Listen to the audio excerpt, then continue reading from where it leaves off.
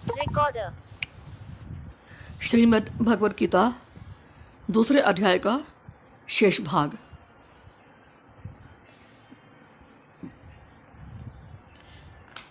हे अर्जुन, वेद उपर्युक्त प्रकार से तीनों गुणों के कार्य रूप समस्त भोगों एवं उनके साधनों का प्रतिपादन करने वाले हैं। इसलिए तो उन भोगों एवं उनके साधनों में आसक्तिहीन, हर्ष शोक आदि द्वंद्वों से रहित नित्य वस्तु परमात्मा में स्थित योग क्षेम को ना चाहने वाला और स्वाधीन अंतःकरण वाला हो।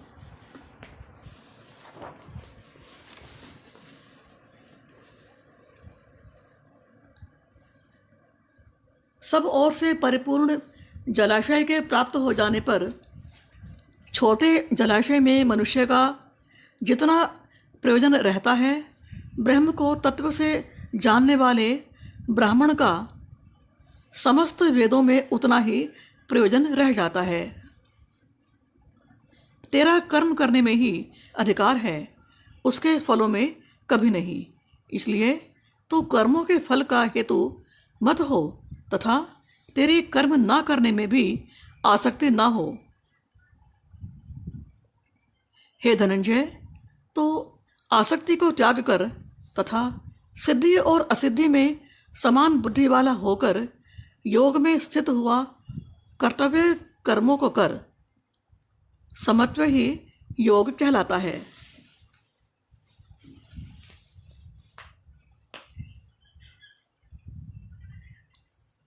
जो कुछ भी कर्म किया जाए उसके पूर्ण होने और ना होने में तथा उसके फल में संभाव रहने का नाम समत्व है।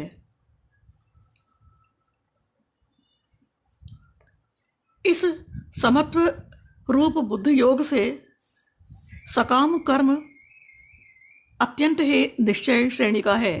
इसलिए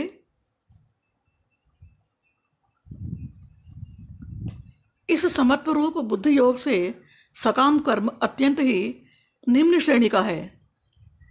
क्षमा करना, मैंने निम्न को निश्चय पढ़ दिया था। इसलिए हे धनंजय, तो संबुद्धि में ही रक्षा का उपाय ढूंढ, अर्थात बुद्धि योग का ही आश्रय ग्रहण कर, क्योंकि फल के हेतु बनने वाले अत्यंत दीन हैं।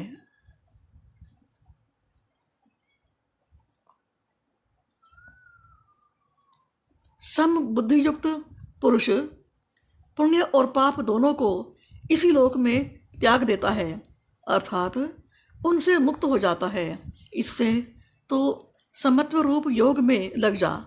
यह समत्व रूप योग ही कर्मों में कुशलता है, अर्थात कर्म बंधन से छूटने का उपाय है।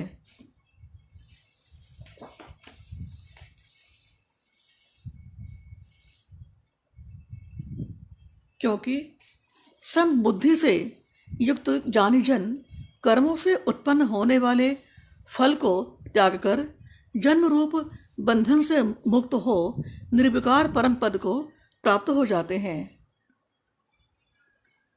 जिस काल में तेरी बुद्धि मोहरूप दलदल को भलीभांति पार कर जाएगी, उस समय तू सुने हुए और सुनने में आने वाले इस लोक और परलोक संबंधी सभी भोगों से वैराग्य को प्राप्त हो जाएगा।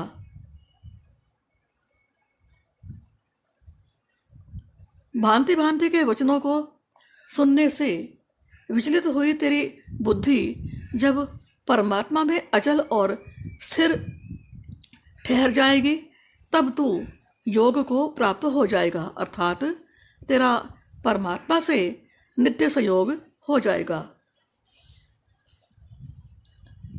अर्जुन बोले, हे केशव, समाधि में स्थित परमात्मा को प्राप्त हुए स्थिर बुद्धि पुरुष का क्या लक्षण है?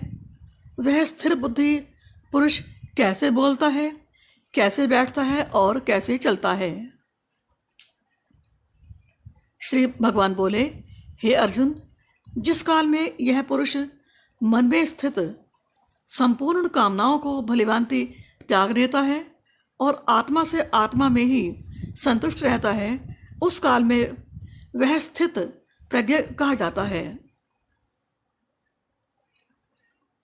दुखों की प्राप्ति होने पर जिसके मन में उद्वेग नहीं होता, सुखों की प्राप्ति में जो सर्वथा निष्प्रिय तथा जिसमें राग भय और क्रोध नष्ट हो गए हैं, ऐसा मुनि स्थिर बुद्धि कहा जाता है।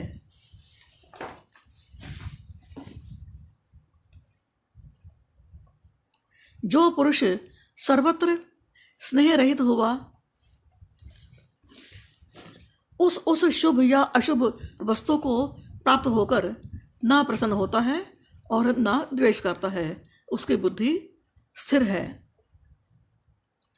और कछुआ सब ओर से अपने अंगों को जैसे समेट लेता है, वैसे ही जब यह पुरुष इंद्रियों के विषयों से इंद्रियों को सब प्रकार से हटा लेता है, तब उसकी बुद्धि स्थिर है, ऐसा समझना चाहिए।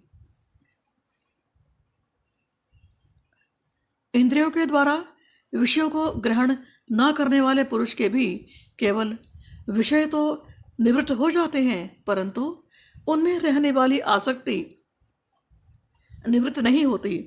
इस स्थित प्रज्ञ पुरुष की तो आसक्ति भी परमात्मा का साक्षात्कार करके निवृत्त हो जाती है।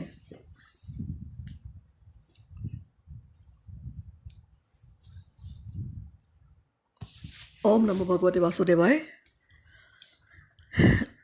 दूसरे अध्याय का शेष भाग अगले अंक में।